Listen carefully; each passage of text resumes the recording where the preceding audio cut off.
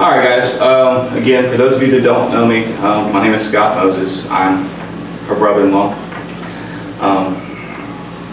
I'd like to start off by reading something that she wrote. I think it was a college essay. She wasn't always the best at labeling things, so not sure on that. But I think it was fitting, and I'd like to read it to you today, if you don't mind.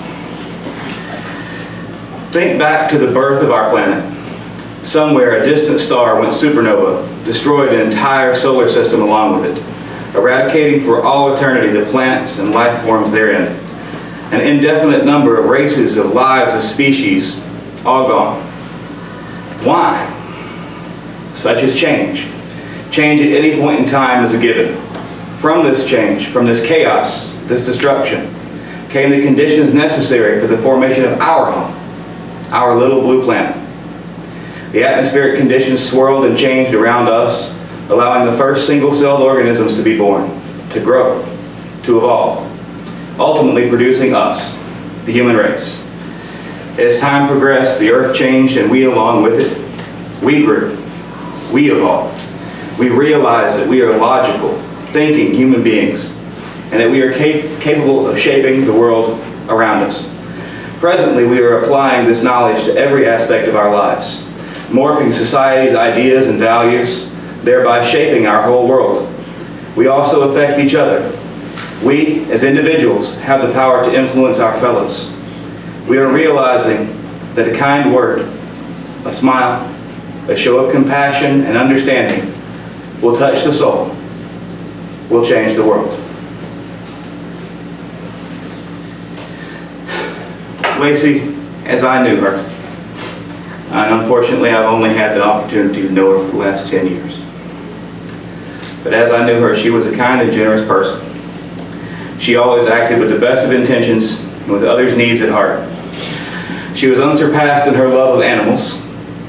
Never met an animal that she did not want to help. As you can see around you, she was an amazing artist. More than all of that, she was a wonderful mother, spouse, sister, friend. I can feel her kicking me in the shin right now for embarrassing her. But she is deserving of our praise and our adulation. As we are surrounded here today, we see her impact on the world around us. Some were small ripples, some large.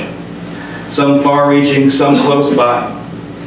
Not merely content to change this world, she also created online worlds, molding utopias free of hatred and evil, compassionate, understanding worlds built of her own designs. It is impossible to say exactly how far those online worlds have reached, but we know that she made friends in the U.S. and around the globe. And join us here today as we honor her memory and hear from some more of the people whose lives she has changed the most.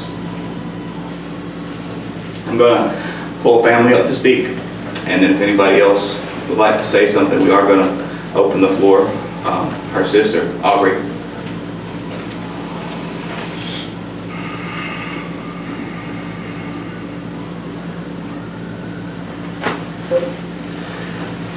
Hi, for those who do not know me, I'm Aubrey. I was her only sibling, 8 years younger.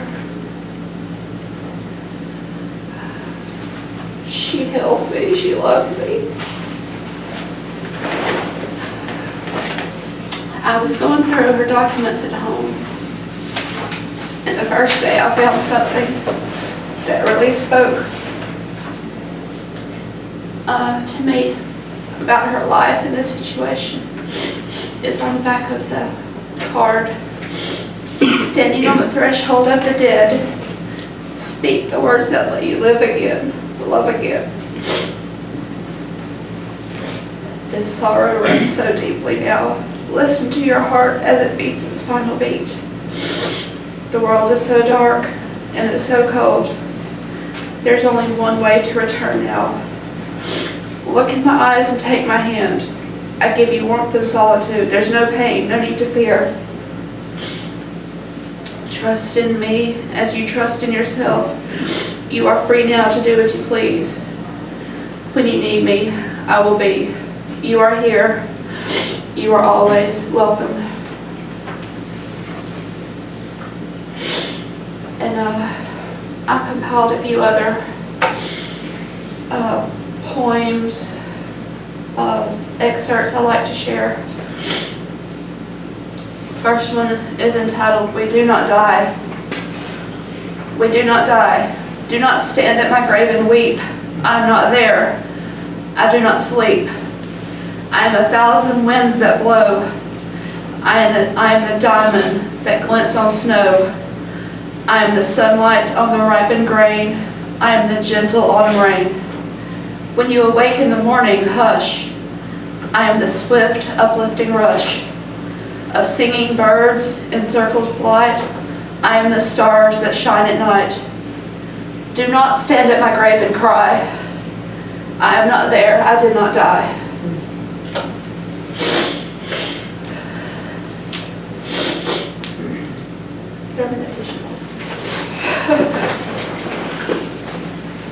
That's not a throw, come on.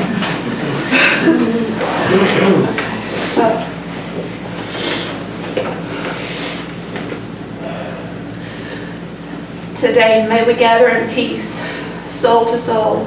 May we recognize each individual soul in this room within this sacred place, and the clear intent on this, the 2nd of August, the year 2019, 3rd day of the moon. We stand in the eye of the sun and upon this hallowed earth, so to witness the sacred rite of passing for Lacy Wolfram, also known as Adria Amber Wade. She is my forever Amber. Together, we come to honor her, who in body has left our company. Let us now weave our circle, that the spirits of those who are gathered here may be blended in one purpose, one voice, and one sacred space.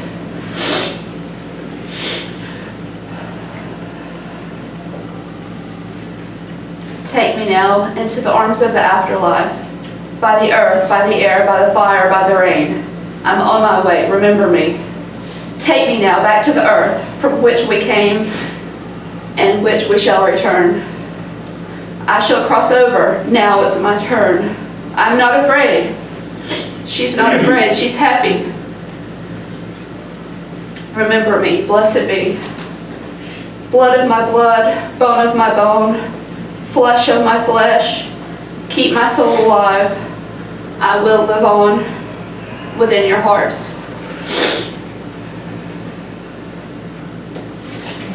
Why is my knee twitching? I don't know.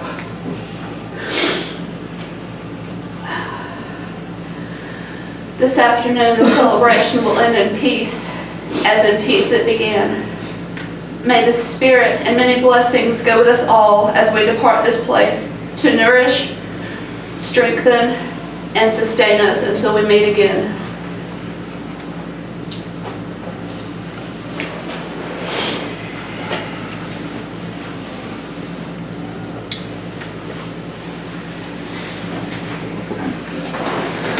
Speaking for her spouse, Barry McKenzie, today will be Jack. Jack Capan. Capan. Jack Capan. Sorry, Mr. Jack. No, that's fine. Barry asked that I read these special words that he wrote, and I'm honored. The greatest inheritance you will ever receive from your parents is not money or any physical possession. The greatest gifts you will ever get from everyone who touches your life will not be handled by you. The greatest inheritance, the greatest gift in the world is the memory of the moments you spend with others, even the bad moments. And memories are a gift to an extent, for they help build your character and your strength. Cherish the moments you are given, for they are gone in a heartbeat and become golden memories. We began this journey 21 years ago, both of us learning how to be a family along the way. I love to repeat myself saying we just had to wing it. Good or bad, there are plenty of memories. We'll miss her vault of memories now. I tended to rely upon her to fill in details. Just recently, we took a car ride to her grandmother's old neighborhood. We drove slowly and looked around for memories. She shared a spot where there used to be a convenience store she got sugary snacks from. We stared at Ruth Dobbin's house for a moment and talked about how the property used to go far back, and there were old cars back there. We probably spent half an hour just looking around. On the way back, she remarked how nice it was to do something that simple together. We were beginner empty nesters. We knew it would take time to learn this part of our lives. This year, for the first time in 20 years, we began a garden in the yard. She also pulled me off the couch to plant a bunch of flowers and plants in the front garden. Simple also describes sitting on the couch and just reaching over to poke her a little, just to say hello. Almost the only thing she would watch with me was Star Trek. I also used to bug her with puns I came across online. She would make a small face like a groan. I'd laugh. I had to learn there was a limit to that. Sometimes I would point out something on TV. I routinely fell asleep on the couch, waking in the wee hours to put myself to bed. If I woke her, she would pat the bed, making sure I was there. Simple touches. Swinging Vince in the grocery parking lot. Holding my hand, watching Bohemian Rhapsody. She always told me it was okay that I made noise in the mornings before work, though I tried not to. I'm so glad I could cook for us. I know she enjoyed that. She returned the favor by grilling slabs of ribs expertly. Vincent is picking up the torch, moving it forward. I know for a fact that she is now proud of our son. Many have reinforced what I knew directly from her. I look forward to seeing just what our young man can do. I have learned there is much more to love than I ever knew. I'm sure there were more ways to grow together. I will miss you dearly. Thank you, Lacy. I love you.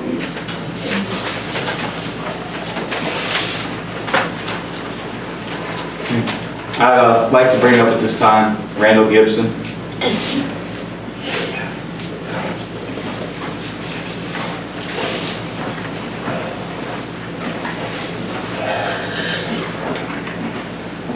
I've always liked the name Amber. Lacy was not as fond of it as I was. But amber is a substance that starts out as a living thing, tree sap in a tree. Then over millions of years, it changes and it becomes amber, a gemstone. I think that's a beautiful metaphor for anyone's life, especially her. She was born Aria Lacy Wolfram. I know that may come as a surprise to most of you who knew her by a different name for so many years. And of course, that was the name on her birth certificate. But she was always Lacy inside, waiting to come out. She knew it. Lacy was a dreamer.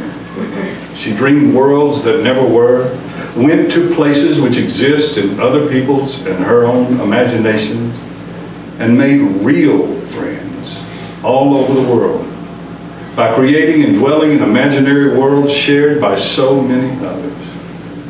She also lived in this world with us and among us.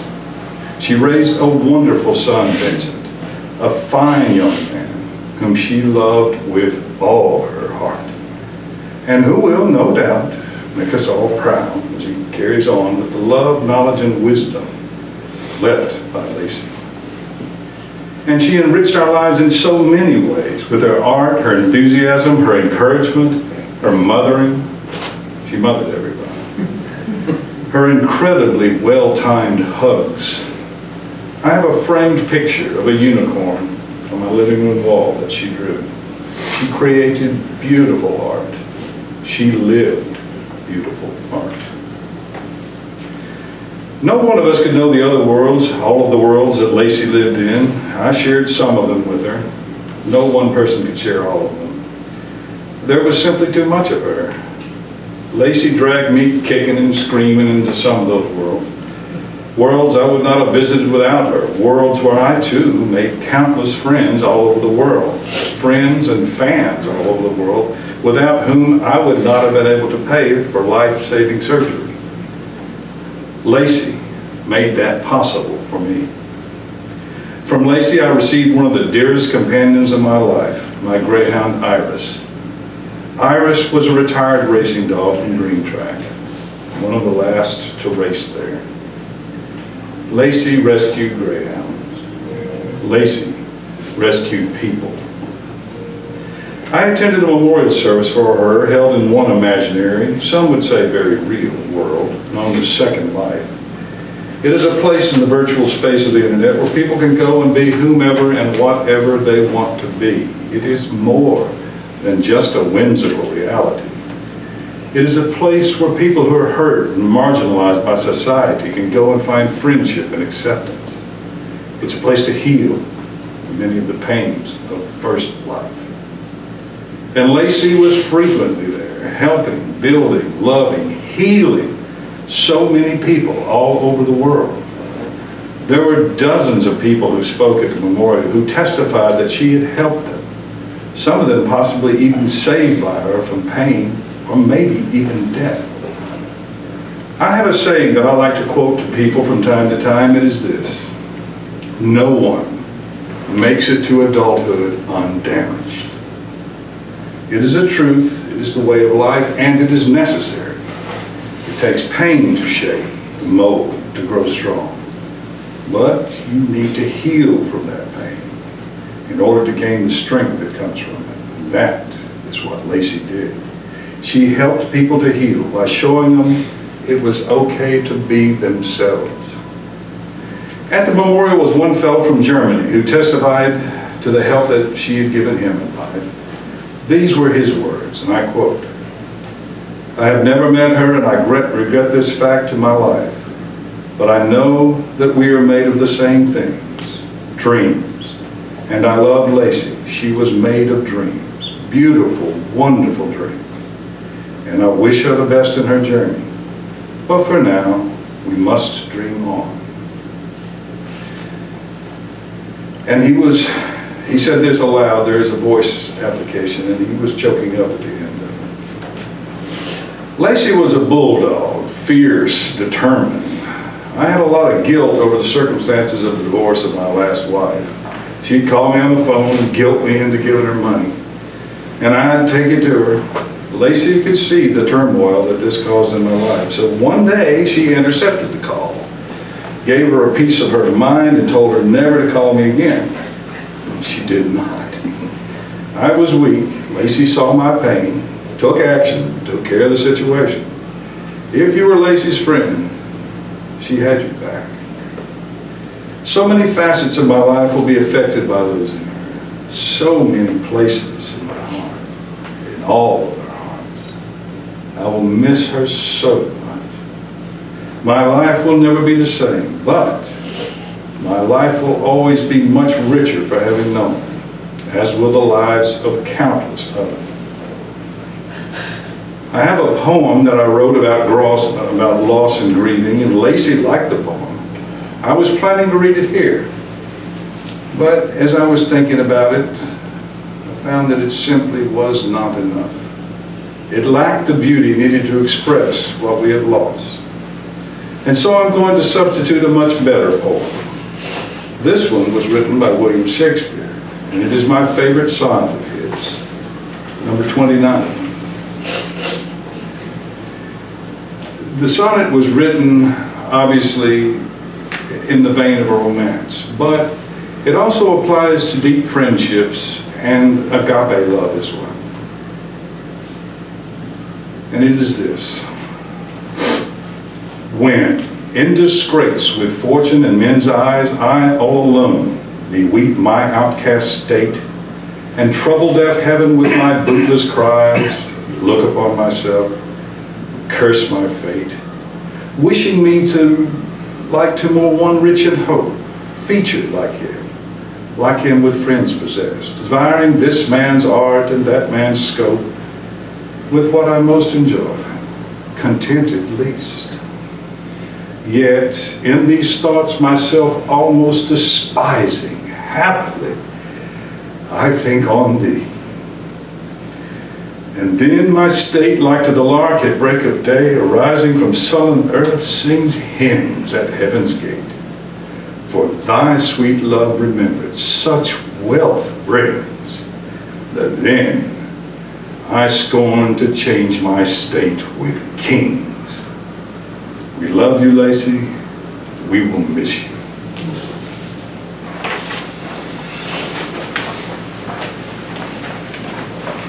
I'd like to bring up Earl Moore at this time, a longtime friend and co-worker.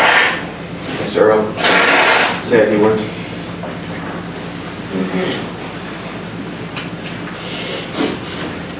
Again, my name is Earl, and I'm going to try to do this without my makeup running.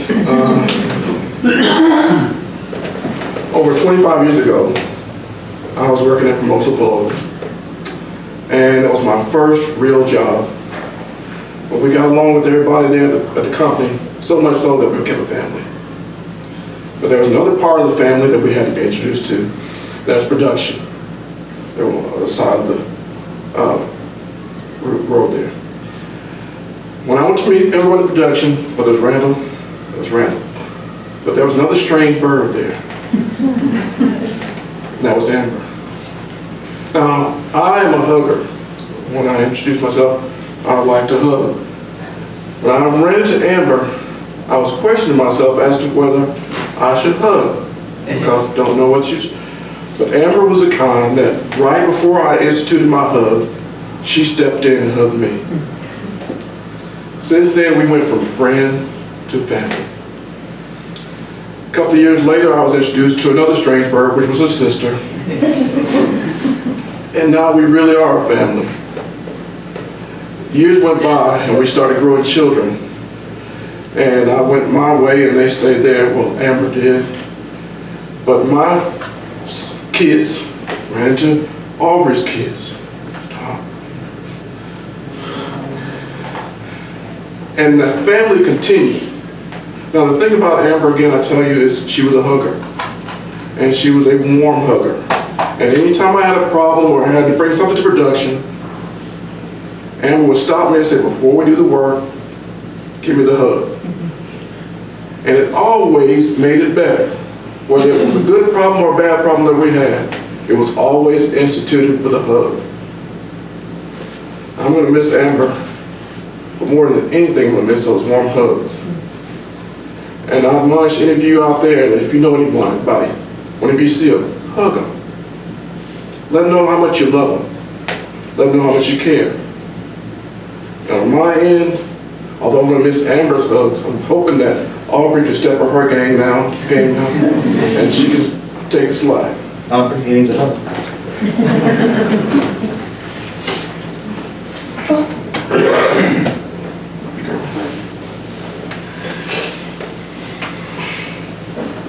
That's what family's all about.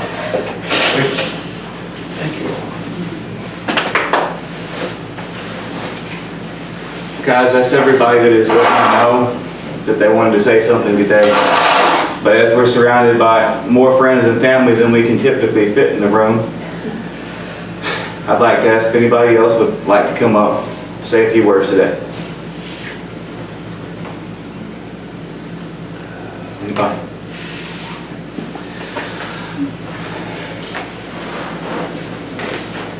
Anyone that knew Amber, Lacy, however you knew her,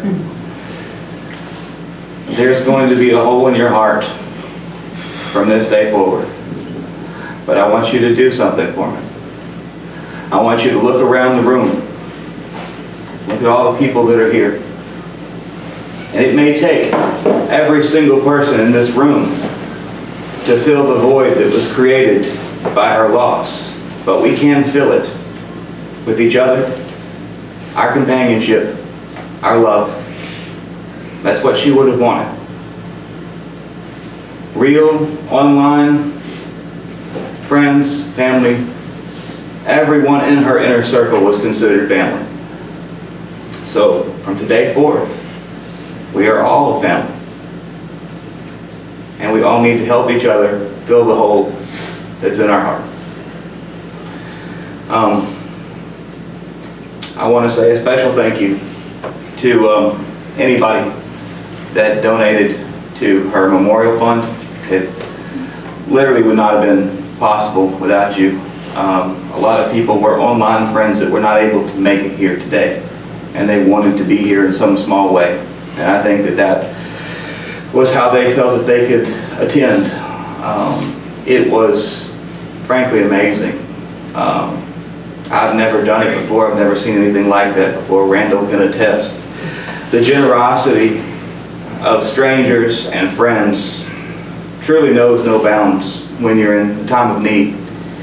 He probably would not be standing here with us giving his beautiful eulogy today if it were not for the generosity of her online friends.